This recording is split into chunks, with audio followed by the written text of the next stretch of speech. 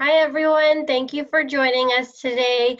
Happy Monday morning, Monday afternoon, or evening, wherever you're joining us from today. My name is Sonia Siddiqui, and joining me today will be Zara from ACCES. Hi, Zara. Hi, how's it going, everybody? Thank you so much for listening in.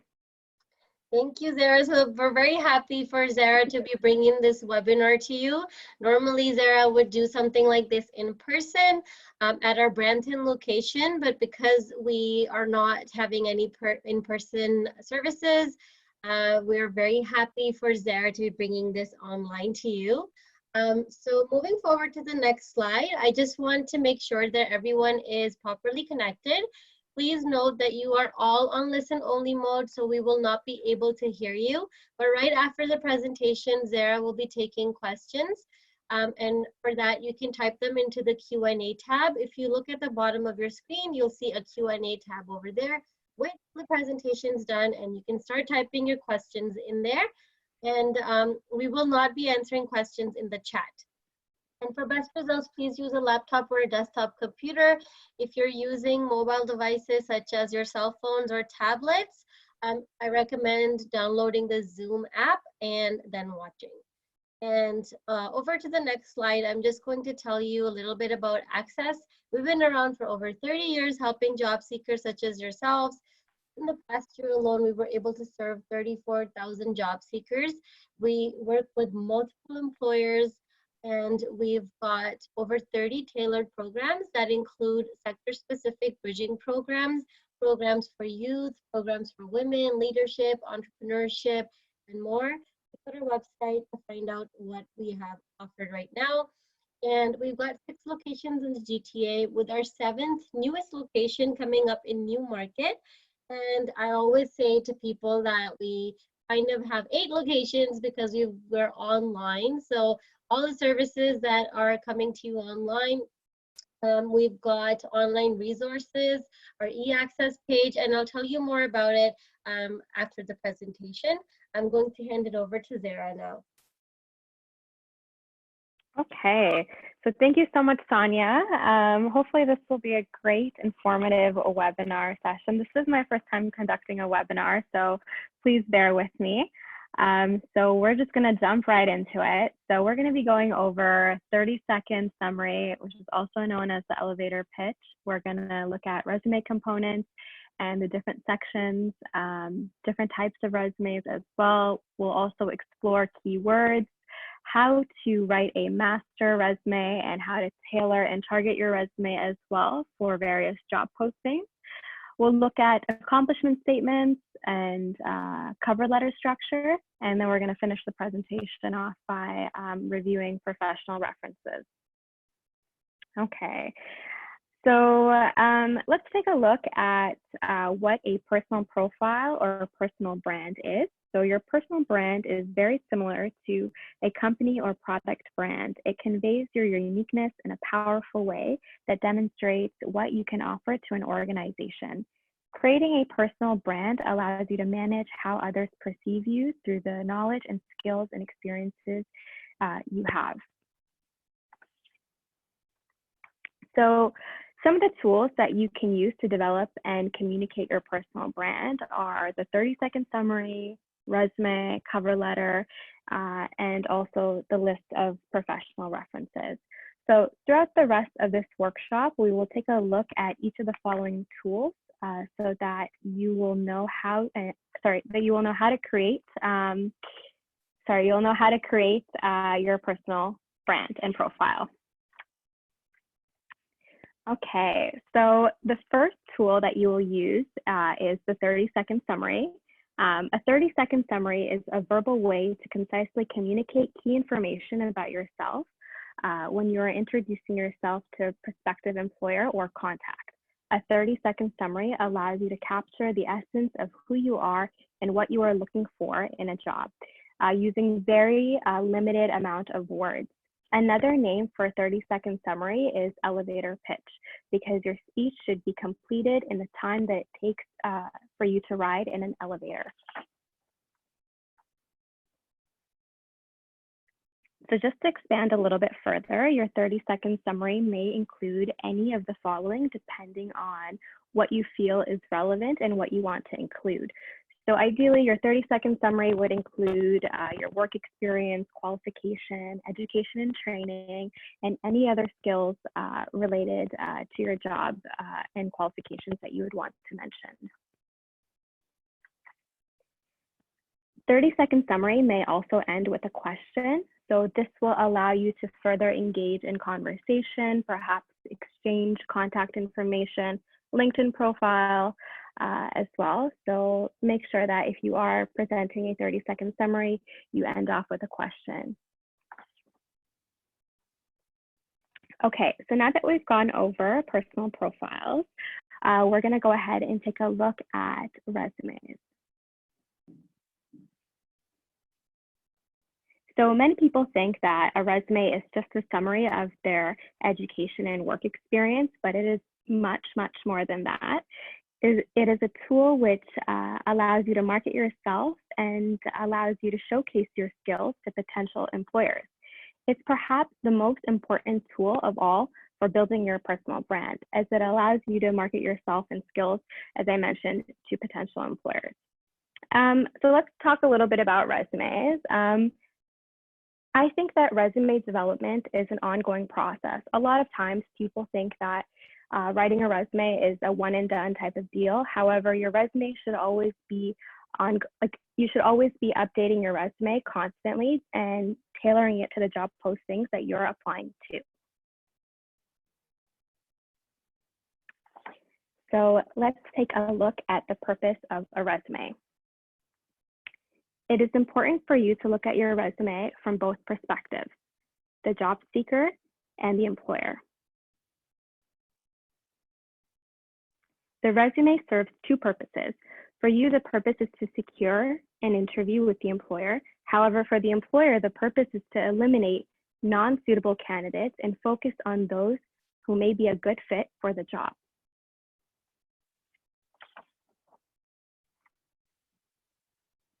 So the best way to understand how to write a good resume is to focus on the components that go into it.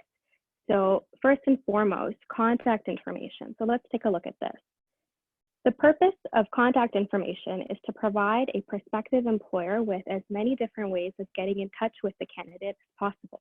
So mentioning your phone number, email address, postal code, these are things that would be mentioned in the contact information.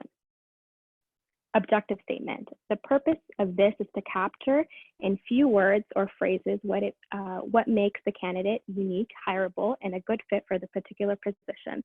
Keep in mind, this section should be tailored as you're applying to various jobs and job postings. Experience and summary. So this section should briefly summarize key professional experiences. This section should also be different from relevant work experience. The purpose of relevant work experience is to indicate what previous work experience the candidate has relevant to the position. The company, the job title, the date should all be mentioned in this section. Education and training. So this section is to indicate the candidate's schooling, which is relevant to the position that they're applying to and the industry that they're in. Professional certification and licensing. So the purpose of this is to indicate additional professional development, which is relevant to the position. It also indicates the candidate's commitment to ensuring his or her skills are current. And lastly, other relevant skills and interests. So the purpose of this is to present a complete picture of the candidate to show that they are a well-rounded individual with multiple interests and skills. In addition to understanding the components of a resume and the order in which those components go in, it is important to understand how to use them in a resume. So let's go ahead and take a look at a sample that I have here. So this is a chronological format resume, and in terms of general formatting, your resume should be easy to use. So this means that using a 12-point standard font, using clear headings, sufficient white spaces in your resume, and the document should be consistent throughout. So whatever formatting you're using on page 1 should match page 2. The fonts, underlining, highlighting, bolding, those things you should keep in mind and make sure that they're inconsistent. With your contact information, your name should be at the top of the resume. You can increase the font for this so that it could stand out. All of your contact information should be complete and current. You should have your address, phone number, postal code, email address at the top of the resume so the employer can connect with you and contact you without any issues. You should have an objective statement or profile that is clear and concise and relevant to the job posting that you're applying for. Your work experience should be listed in reverse chronological order, starting with your most recent position. You should include full-time work, part-time work, unpaid work, or internships, depending on the roles that you're applying for. Your job title should be listed in bold before the company and the organization's name. And you should only include the city and province for the employer. So try to avoid using the full address. You actually shouldn't be using the full address. You should include the month and the year of the employment and not the exact date. So omit the month when your employment with the company was for more than a year. You should not include unnecessary information such as the supervisor's name, salary, and so on. And make sure you list your responsibilities in bullet points and not paragraphs. It should be easy to use and concise. You should try to use past tense and not present.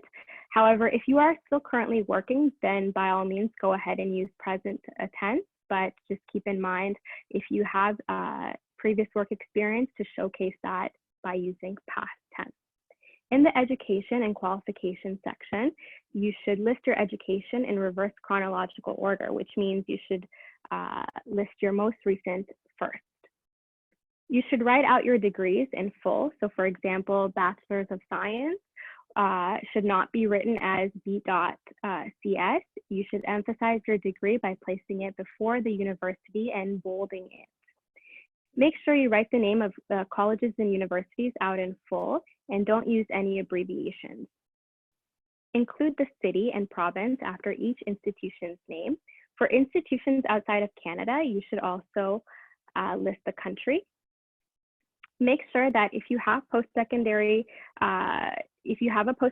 degree, then I don't think it's important for you to list your high school information. So just keep that in mind. Finally, if you have any other degrees, you can also list them in the education section. And if you have had your degree assessed, because if it was outside of Canada, then you can also list where you got the assessment done from and the equivalency that they accredited you. In addition, skills and qualification components, you should include computer skills. You should specifically name software programs in which you are proficient in and any other languages that you are also proficient in. So this would be a good time to indicate if you are bilingual, you can mention that in the additional skills and qualifications section. Last but not least, there are things that you should not have on your resume. So these things include your date of birth, your age, marital status, the number of children you have, photographs. Any information about your personal appearance should be kept private and should not be revealed on your resume. So let's go ahead and take a look at the 3 different types of resumes that you can choose from when deciding to format your resume. So you have chronological, functional, and combinational. We're going to go over all these resume styles in detail, and we're going to look at the advantages and disadvantages so you can make a better selection of which one applies to you and which one you want to make for yourself. A chronological resume is a resume which highlights your work experience. Your work experience is listed in reverse chronological order with your most recent job first. So there are advantages and disadvantages of using a chronological resume. The advantage of using a chronological resume is that it emphasizes your work experience. It emphasizes your advancements from positions or job titles. It also showcases if you've worked with any prestigious employers. It reflects steady work history, and it's also easy for an employer to follow as it is the widely used format. So therefore, everybody knows how to use and how to follow chronological resume. The disadvantages, however, are that it reveals gaps in your work history if you have them. Lack of experience can also be showcased when using a chronological resume, and it is a format that might not be best suited if you're changing fields or careers, so you might not want to use that in that case. And it also reveals if you've done the same job for a very long time, chronological resume will show that. So you might want to choose a different format. So the second type of resume that we're going to talk about is functional resume. So this type of resume highlights your skills and accomplishments rather than your work history. It lists what you are good at and what you have accomplished at the beginning of the resume. So for example, if you're entering the labor market for the first time, if you're changing industries, or if you have gaps in your work history, this is the resume that you want to use. And we'll also look at the advantages and disadvantages of this resume. So again, it focuses on specific skills and achievements and abilities that you have. It is a good format to use if you're changing your careers, and you can tailor the resume to specific jobs. And finally, it's easy to highlight information that is relevant to the job to which you're applying to. There are disadvantages to using a functional resume. So employers may require specific work history from a candidate. So it may not provide the employer with sufficient information in order to make a hiring decision. This type of resume can also be difficult for an employer to follow or to read quickly. And you will still have to address questions from an employer about any employment gaps. So this resume isn't going to hide your employment gap. By you reformatting your resume, you'll still have to answer that question. So we can talk about that in tomorrow's webinar on how to answer those questions regarding employment gaps. So let's take a look at combinational resume.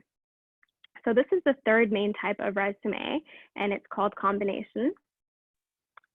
This type of resume combines features from both chronological resume and functional resume. It highlights your jobs or your work experience in chronological order.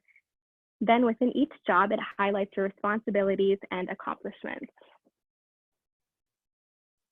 So the advantage of using a combinational style resume is that it takes the best of both worlds. So it takes chronological and it takes functional and it combines it together.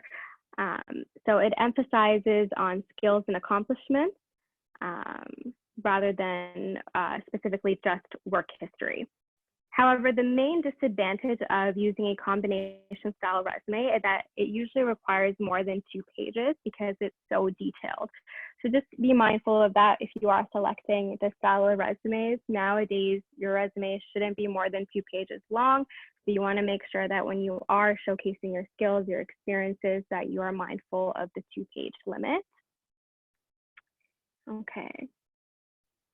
So what are some factors that may affect you selecting a resume style? So we've gone over the 3 different styles of resumes, so chronological, functional, and combinational. Now these resumes can be used to strategically de-emphasize information that you may not want to highlight in your resume. Time gap is something that may impact you selecting a style of resume. If you are an experienced worker, or if you are inexperienced worker, if you have lack of Canadian experience, or if you lack formal qualifications. So these are all things that you might want to consider when selecting your style of resume. So let's move on and take a look at 2 smaller pieces of your resume that allow you to clearly and concisely communicate your personal brand to an employer. So you have keywords and accomplishment statements. So we're going to start off by looking at keywords. So keywords are from the job posting that indicate the characteristics, skills, and experiences the employer is looking for. Keywords should be included in your resume to indicate that you have what the employer wants. They can also be included in your cover letter. If resumes are submitted electronically, they are often scanned for keywords, and then the selection of candidates is made. So keep in mind, nowadays, a lot of companies use applicant tracking systems. So when you submit your resume, the system actually scans for keywords before it can even get into the hands of the employer. So when you use keywords, you give yourself leverage. So being mindful of the words that you're using can really, really make or break you being selected for moving on to the next step. In order to determine what keywords to include in your resume, you need to analyze the job posting first to find the keywords that the employer has indicated that they're looking for. These are words that are essential for the position and describe how the company and the role will operate. So I'll give you an example. So for example, if you're applying for a full-time customer service role, some keywords that you might want to look out for are flexible, engaging, customer-oriented, fast-paced environment, mature, and experienced. So these are some words that might be in the job posting that you may want to include in your resume. So let's go ahead and take a look at accomplishments. So the next smaller piece of a resume that you need to be able to create is called accomplishment statements. Accomplishment statements are clear and direct sentences that provide one of two types of information: information about your past responsibilities and duties, and information about what you achieved for previous employers and what impact you had on their success. Both kinds of information are important. In chronological resume, the accomplishment statements are used under each of your jobs to describe your responsibilities and accomplishments. In a functional resume, the accomplishment statements are used in your skills section. So a good process for creating effective accomplishment statement is a process called SAR, so situation, action, and result. And this is a 3-step process. It's very, very easy. So the first step is the situation. So first and foremost, you have to identify a problem or a challenge that you addressed. The second step would be the action that you took. And the third would be the result that you achieved. So I have an example here. So we have a week, better, and best. So if you look at the week example, you'll see that the person has just written increased productivity 20%. For better, it's increased productivity 20% by streamlining inventory. So they've indicated what they did, which is by streamlining inventory. And the best accomplishment statement here is increased productivity 20% in 4 months by streamlining inventory processes. So you see here that they've increased, so that's a positive. You see here that they've quantified 20%, and then you see the timeline, which is 4 months. And the action that they took was they streamlined inventory processes. So when you are writing your accomplishment statements, keeping in mind the strategy, it will be very, very helpful and effective to quantify your results. Okay, so let's talk about master resume. So now that we've looked at all the components of your resume, the type of resume, and the 2 small pieces of resumes, keywords and accomplishment statements, we're going to look at how to write a master resume and how to target your resume. A master resume is a standard-based version of your resume that you create first. It contains all of your work experience and all of your education and qualification. So a master resume will most likely be 4 to 5 pages long in length. You want to write every job that you've done, every experience, every skill that you have, because essentially you're going to be pulling from this resume to create your tailored, targeted resume. It's basically your canvas. So you want to be able to write as much as you want on this resume, because hopefully you won't be submitting this to an employer. You're just going to be using it as a reference point.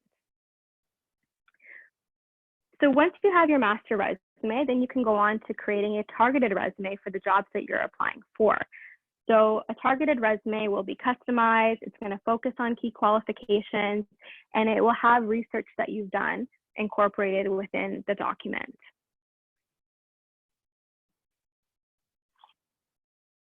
So there is a clear process for creating a targeted resume from your master resume. You have to analyze the job posting that you're applying to first. Then you have to research the company that the job is with, and then you have to adjust each section of your resume to highlight ways in which your background matches the job posting.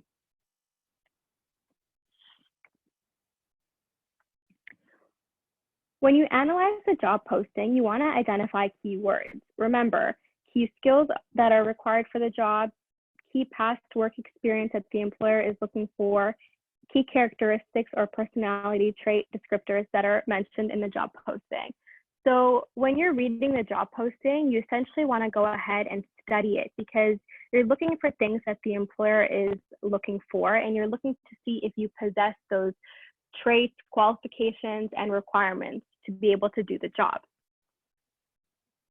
You also want to research the company because you want to be well versed on their practices and knowledgeable about their morals and values. So knowing the company history will be a benefit. Again, understanding their mission statement and values. Company management, so familiarizing yourself with management, board of directors would be beneficial for you. And being familiar with the products and services that the company offers, along with maybe company clients and partners that they have. As you complete your research, make notes on key information that you find, and this will help you, again, to tailor and target your resume. So based upon the keywords from your job posting analysis and the information you have found in your company research, adjust each section or component of your resume. So in your objective statements, you should be using keywords from the job posting. Now, because this is a general webinar, I won't be able to provide sector-specific keywords. However, if you have an employment consultant, you can touch base with them, and there are other resources on eAccess that you can utilize to help you find, specific keywords. For experience section, you can adjust your experience profile to highlight areas where your background closely matches the experience indicated in the job posting. For section 3, which is work experience, you can adjust this section with your work history to highlight the most relevant jobs and most relevant duties, responsibilities to those indicated on the job posting. Include statements about what you accomplished in previous jobs that is relevant to the potential employer, and include any internship, volunteer experience that may demonstrate relevancy to the job posting that you're applying for. For education and training, indicate any education or training that, again, meets the requirements of the job. You don't want to be listing any unrelated degrees or any unrelated licenses that are not relevant to the job posting that you're applying for. And professional certifications and licenses, so include any professional certifications or licenses that are relevant to the position. If you have applied for Canadian license or certification, indicate that as well on your resume. So if you're in process of completing any equivalency or obtaining any license or training, indicate that on your resume as well. And lastly, for other relevant qualifications, again, adjust as the job posting. You might want to mention, highlight skills, training, languages, anything that is relevant to the position or the company that you're applying to. So take some time to try the process of targeting your resume. I know it's going to be a lengthy one and it can be frustrating. So just be patient. Applying to jobs is a process and it takes a while, but if you do it correctly, then it will be fruitful. So start off by just looking at a job posting and tailor your resume and see how the outcome is when you apply for the job. So here are some final tips for mistakes to avoid when targeting your resume. Please make sure that you're not using generic objective statements. Make sure that you're tailoring your objective statements. Don't include any unrelated work experience or education. Don't include your salary or salary expectation. And don't forget to include any education that you're, again, doing in the process of doing. And make sure that you don't have any spelling mistakes or grammatical errors on your resume. That's really important as well. So here on the screen, I've provided a resource for you. This is a really, really useful website. It's called JobScan. So you can see that once you go on the website, you'll be presented with a very similar window. It allows you to create a scan. So basically you copy and paste your resume, and then you copy and paste your job description. And what it essentially does is it creates a match. So it'll tell you how compatible you are with the job in relation to the resume that you've uploaded. So this is a great tool, and I highly, highly encourage all of you to go and try this after you're done the webinar, and just go on Indeed, get a job posting, and get your resume, copy pasted, and just see what the match is. And it'll exactly tell you what you're missing as well. So that's something fun that you can explore on your own. But this is, again, a great tool for you to use when tailoring your resume, because a lot of times, you know, you're not really sure what you're missing. So this will actually identify the keywords, skills that you're missing from your resume, and that will hopefully help you be more successful in your job search. So we've gone over different types of resumes. We've gone over components of resumes. Let's take a look at the purpose of a cover letter, because a lot of times we forget about the cover letter. We're so focused on tailoring and bettering our resume that we sometimes forget to provide cover letters in postings that actually do require you to have a cover letter. So this is a great, I'm going to go over some of the tools that you can use to help you better your understanding of writing a cover letter. And hopefully once we're done that, you'll be able to find that writing a cover letter is easy. So the purpose of a cover letter is to introduce yourself to the employer. It's to explain why you are sending a resume. It's to basically provide and explain your interests to the reader. And it's to provide additional information about yourself that is not on your resume, because your resume is only limited to one to 2 pages. So obviously you're not able to highlight a lot of things. So this is basically giving you the opportunity to speak about your skills and qualifications before the interview. So here on the cover letter sample, you can see that there's contact information. So just making sure that the information that you've mentioned in your resume is pretty much the same on the cover letter document as well. You have your salutations, and then you have your first paragraph. So in this paragraph, you want to talk about your interests, why you're applying to the company, and talk a little bit about your personal accomplishments. And in paragraph 2 as well, you can mention your accomplishments. And we talked about accomplishments previously, so just expanding on that process, but writing it in a paragraph form. And in paragraph 3, you would express your interest in the company and why you want to work for the company. Basically, market yourself. So this would be your time to talk about why you are the ideal fit for the role. And in paragraph 4, you would provide closing remarks. So your cover letter should be structured like any formal letter. So keep the following in mind when writing it. So you're addressing this letter to a specific person if possible. You're keeping the letter brief and to the point. You're indicating what job you're applying for and the company name. You're highlighting several key areas of your experience and qualifications that closely match the requirements of the position. And at the end of the letter, you're summarizing in 1 to 2 sentences what you have to offer to the company.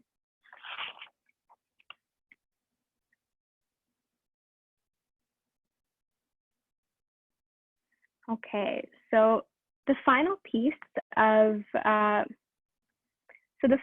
you can create to build your brand is a set of professional references.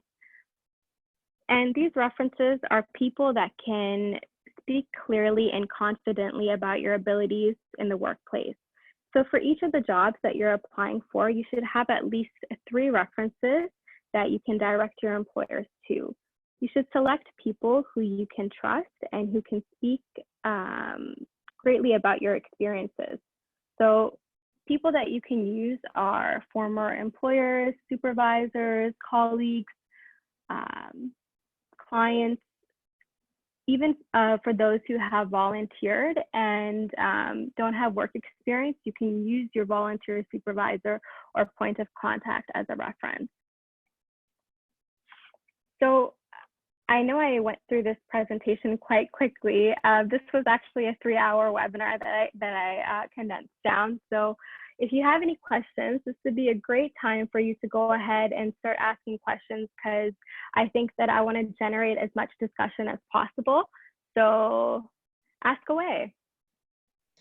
Thank you so much, Zara. Wow, yes, it was indeed a very, very long webinar, but Zara was able to go through it all. So Zara, if you can leave it on the last slide for us, where we left off. And I'll get everyone to type in your questions and type it into the Q&A tab and not the chat.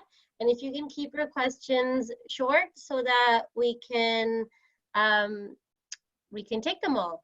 So the first question here is, should we submit different resumes based on each job ad?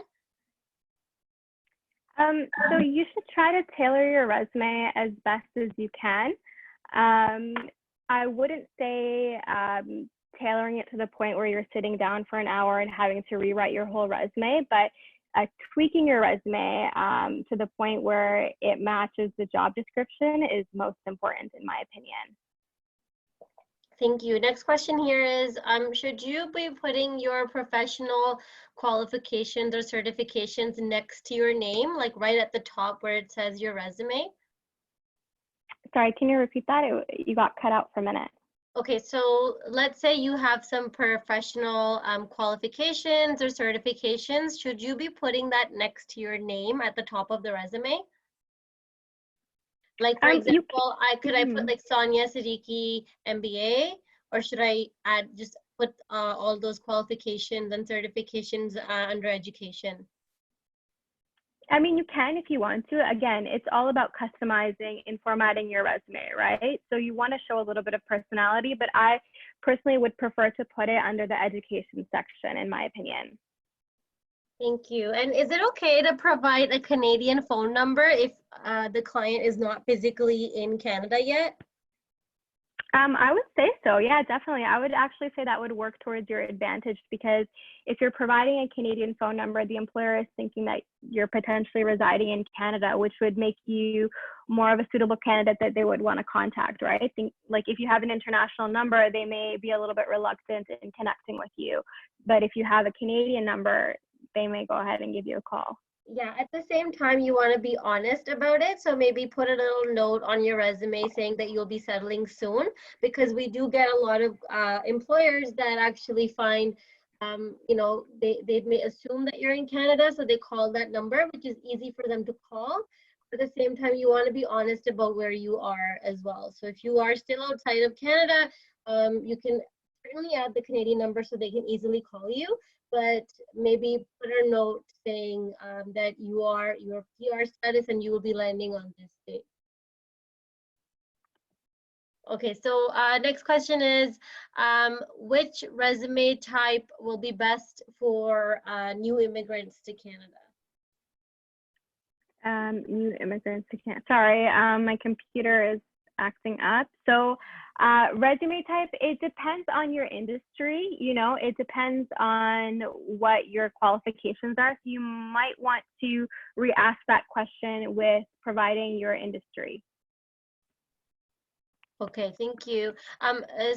Jared, do you think you can go back to that slide with all the links? I'm sorry, I'm trying. That's my okay. Apologies. Only because they can't click on it, so I like them to see it so they can access those links when possible. For sure. Let me go ahead and prompt you back to that page. I can do it from my end if you want, if it works for you. I got it right here. There we go. And should they put accomplishments for hold on. Okay, so should they put accomplishments separately or under each experience section?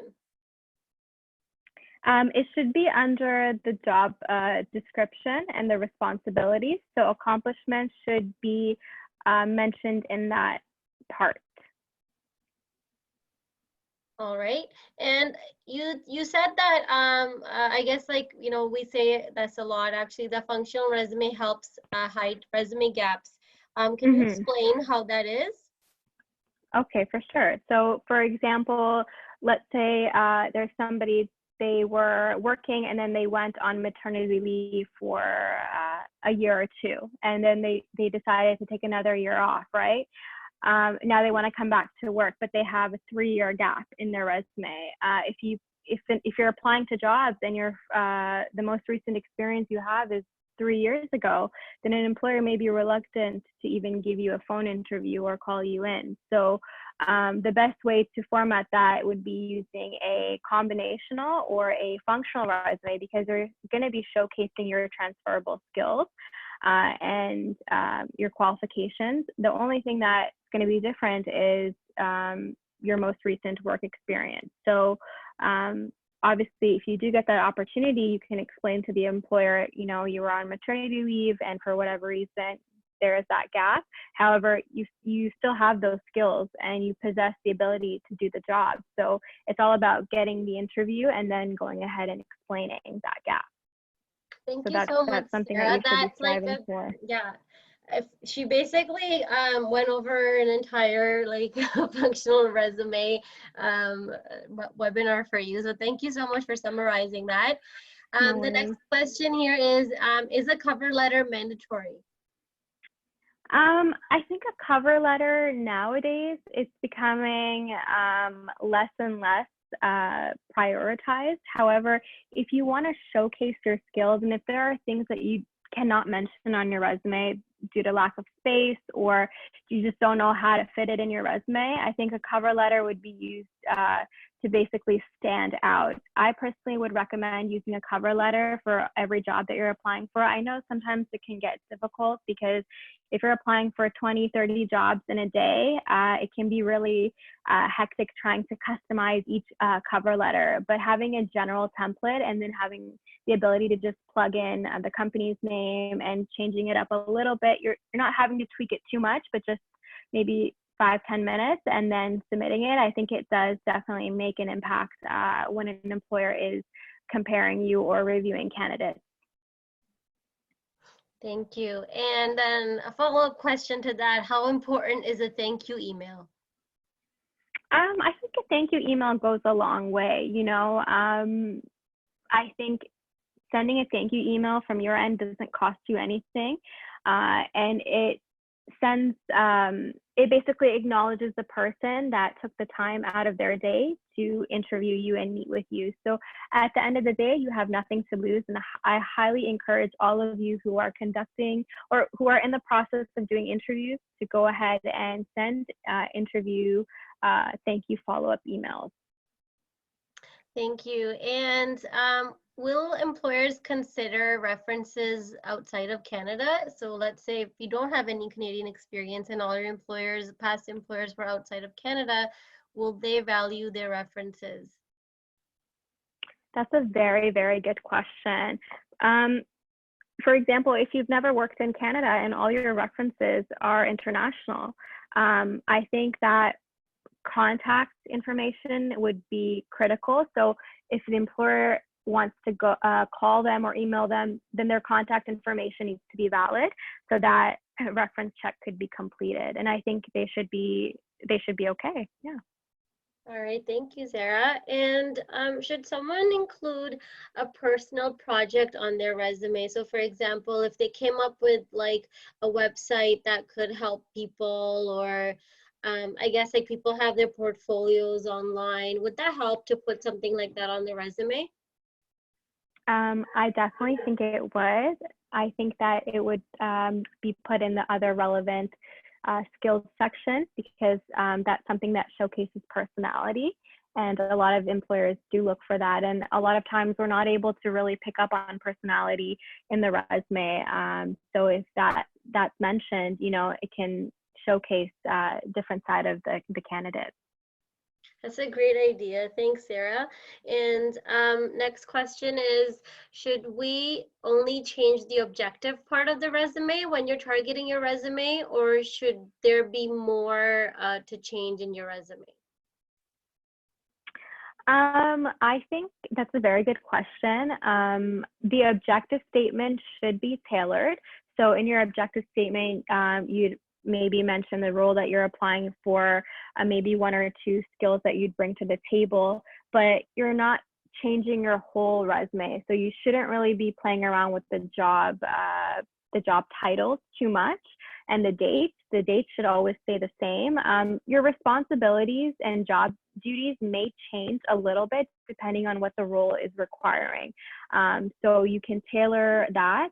So I would say the objective statement and the job responsibilities and duties are the two things that should be tailored to the job posting that you're applying to. Thank you. And when you're writing your cover letter, who should you be addressing this to? Is this going to, you need to know who it's going to, because sometimes it doesn't say the name or person. Is it the hiring manager? Is it HR? So who should you address it to? So I think that if you're not aware of the person, then you should direct it to HR, because most companies have an HR department. So the letter should be directed to the hiring manager or HR personnel. Thank you. And is it worth it to apply for a job if your resume only matches a job by 70%? Yeah, so I mean, what I've been told is that the golden number is 80%. So your match should be roughly around 80%. However, I wouldn't discourage you from applying even if you match 70%. I would just say, if you are going to take the time to apply to that job, you might as well take the extra step to see how else you can achieve that 10% that's remaining, and try to strive for at least 78 to 80%. Thank you. And should you include your 30-second professional summary on your resume? And no, that's something that it's more of a networking tool. So I think that I went over that because I think it's important for folks to be aware of, but I don't think that's something that should be included in your resume. And should you mention that you're a newcomer on your cover letter or your resume? That's a good question, and I would definitely say the way you write it, it's not what you say, it's how you say it. So if you want to indicate that, yes, you're a newcomer, you can definitely do so. But again, it's the way you're going to be showcasing that, because you're competing with candidates here who have Canadian experience. But, you may be a newcomer that has outstanding, qualifications and credentials, and you might be a very good asset to a company that is looking to hire someone with your skill set.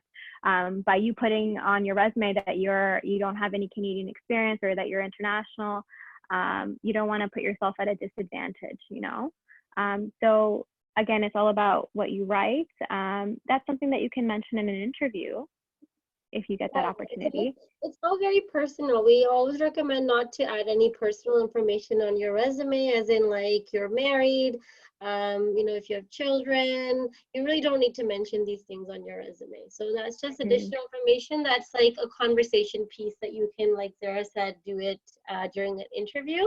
But there's no reason for you to put it on your resume. Why put something in that space where you can use it for your skills and experience, which is more important. The next question is, can you mention freelancing projects on your resume as well? Yes, you can. It depends on what the project is and if it's relevant to the industry and the job posting that you're applying for. So the key takeaway from this, I think, is a relevancy, just tying it back to making sure that, if you are applying to specific roles, the information that you're putting on your resume is relevant to the job posting that you're applying for. It's not just for the sake of filling up space in your resume, it's for the sake of relevancy. Thank you. And what do you think of resumes that are over 2 pages? It depends on your industry as well, right? So someone in IT or teaching, someone in the education sector, research, their resume may be a little bit longer, and that's okay. I just tell my clients to be mindful, because no one is going to really sit there and read a 3-page resume word for word, right? So you just want to be able to convey and highlight your information in the most concise way possible. And I think that keeping a 2-page maximum will allow you to gain maximum results. Thank you. And then we have a question about adding your LinkedIn URL to your resume. So I think that some people have their resumes posted on LinkedIn. So maybe I'll just answer this because we just did this last week. Sure. Yeah, go for it. So Go for you're it. saying that, you know, adding my URL to a LinkedIn URL to my resume, how does that impact me because you have your resume on your LinkedIn? You're not supposed to have your resume shared on your LinkedIn. Under each place where you worked, you're putting down how you made a difference there. You know, maybe some like key things that you do over there, but it really does not, your resume does not go there. So you don't have to worry about matching your resume to your LinkedIn for every job that you're applying to. So it's maybe you could mention some projects that you've worked over there, basically how you make that company better and what you do there. So that's a whole different webinar on LinkedIn that we've actually done in the past previously. You can email us at onlineservice@accessemployment.ca, and then I can share that with you as well. So I hope that answers your question there. Next question is it mandatory to provide an employment gap for maternity leave? I would say so, for the sake of transparency, because you wouldn't have worked during your time off, right? So this is, again, a tricky question, and it would be determined scenario by scenario. Yeah, I can add to that. So for example, let's say that you were working at a company from, let's say 2017, and then 2018 you went on mat leave, and then you came back 2019 and you're applying for a job in 2020. I would just, from 2017 to 2020 you were employed there because you were. But if you quit and you haven't been working for that throughout the mat leave and now you're looking for work, that might be a different scenario. So it's all up to you how you would use that. Zara, is it mandatory to put your year of education on your resume? So I guess all the school certifications that you've gotten, should you put year next to it as well? Again, this is depending on the scenario and the industry, but I would recommend, for the sake of transparency, yes. Anything, so basically I like to have 10 years of work history and experience on the resume. If anything is over 10 years, then I would remove the date. Perfect, thank you. And just put the educational institution and the degree attained. Okay. I think some questions have already been answered. So where should you put your transferable skills on a resume? Transferable skills should go under the highlight of qualification section. Now, each resume, again, depending on the formatting that you're using, some individuals have a specific skills section. For example, IT or customer service, they'll have a specific section for skills and they'll highlight their transferable skills in there. You can also put those skills in the job description and duties to be more specific. Thank you. I just have to turn this off 1 second. Okay, so the next question here is, so I guess I'll take this one. How important is it to put your full address on your resume?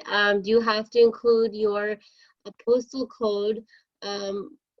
Because I guess you're thinking that employers are not contacting you through like mail. That's not the reason why you would put your postal code. It just shows your address. So if they're looking up to see where you live, it's easier to track it down using the postal code. At the same time, you don't really have to put your full address on there. A lot of people will just put like Toronto, Ontario, if they're in Toronto. It's really up to you. Usually people would do it just to show how close they are. Work. But I don't know, Zara, do you have anything to add on to that? No, I think you said it perfectly. I think that just having your postal code, or even if you don't feel comfortable providing a postal code, just write your city, and that way the employer will know where you are currently, just for the sake of transparency. Exactly, thank you. Next question is, should you have an interest section on your resume? So or a volunteer experience section? I definitely think it shows personality, and it adds a layer or like a different dimension onto your resume. So if you have the space for it, and if it's again relevant, you can definitely write that. I would avoid using like generic like activities like biking, reading books, traveling. Like those are things that you can talk about in an interview. You know, when they ask you, tell me about yourself. And we'll talk more about that tomorrow. So if you all can tune in tomorrow, but that's my 2 cents on that. Thank you, Zara. Yes, please do stay tuned for another webinar tomorrow, and I'll give you more details in just a few minutes. Should you mention on your resume if you're willing to relocate? Yeah, it's something that you can mention. Again, that shows that you're flexible and that you're willing to follow direction or instructions as need be. If they do require you to relocate or travel, you know, that's something that you're open to. So just demonstrates flexibility. Again, being mindful of the roles that you're applying for. If the job requires for it, then you can mention it. If not, then I wouldn't see a reason why you would put that on there. And should you mention your WES assessment credentials in your education section? Yes, so if you have gotten your Canadian equivalency, I highly recommend that you do mention the equivalency and where you got that assessment done from, because it has to be a valid source. So WES is a recognized equivalency, so that's something that you can definitely do mention. Perfect. Yeah, I actually encourage you to mention that next to your education. I'm just skipping through because we've already answered them. Okay, so what if somebody's doing a job just for survival's sake and it has nothing to do with their actual experience? Should they put that on their resume? It depends on the length of unemployment. So for example, if you just landed in Canada 3-4 months ago and you're doing a general labor job, I wouldn't mention that. That's something that you can perhaps maybe mention in your interview, but putting it on your resume, I would not encourage you to do so. Sarah, if one applied for jobs online and it asks for your SIN number, should you provide it? Definitely not. You should never be sharing your SIN number, especially online. I know that there are some recruitment agencies that do require your SIN number if they're submitting you to the banks, but that's third party and they usually get you to complete a right to represent. So in that case, that's fine, but you should never, ever, ever, under no circumstances, be providing your SIN number online to any employer. And that's, I mean, you would know when to provide that because you would be talking to someone, you'd be working with that recruitment agency or that employer. Definitely. You must have gotten a job offer, and then you Exactly. You would not be doing it before getting any of that. You would have met with someone, you would have done an interview or 2 or 3. And then you would do it. It's not something that you can just do without meeting anyone or without doing an interview. So please do remember that. I know there's a lot of fraud out there and it's very scary. So please make sure that you're careful and mindful. Zara, under the skills section, is it advisable to add soft skills as well? Under the skills section, yeah, for sure, you can. Definitely add soft skills like communication, attention to detail. These are things that you can definitely indicate. Try not to write too much of that, but you can definitely write that. And again, it depends on the role that you're applying for, right? And the requirements of the job. Perfect. Thank you so much. We are towards the end of the webinar here, so I won't be able to take all your questions, but I'll tell you how we can get in touch with you. So there's a few things that you can do. We do have another, Zara is doing another webinar tomorrow at 2 p.m. And I believe we have one more in the morning as well. You can check it out. So you can go to accessemployment.ca online event series, and all of our webinars are posted up. We have some more webinars coming up in April. We should be posting it at the latest tomorrow. And you can also check out our e-access page, which has all our resources online. We have past webinars, resume-related resources, interview tips, networking, everything you need to know about job search, you'll find it there. And also, you can practice your English conversation skills if you sign up for our Talk English Cafe, which is also held online. So go on our website, check everything out. And I know that we're not doing in-person meetings at the moment because of the situation right now, but we are very much open and taking appointments. So if you want to book an appointment with an employment consultant or have any other general question, please call your closest ACCES location. You can check out our locations on our website as well. So whatever your closest location is, call them, tell them you'd like to speak to an employment consultant, and they will send you off to someone because we are all working and ready for you and to help you. So thank you again, Zara. Thank you very, very much. Thank you. I'm sorry if I zipped through the presentation. I was just being mindful of the time, and I really enjoyed it, and I'm really looking forward to tomorrow's webinar. Awesome. So you know what? People do have a chance to view the recording. You will get an email tomorrow from Zoom. So stay tuned for it. You can watch the recording again if you've missed anything. And Zara, I'll send you the recording as well. So if you have any of your clients watching today, they can watch it again, or you can send it to your clients as well. Sounds good. Thank you.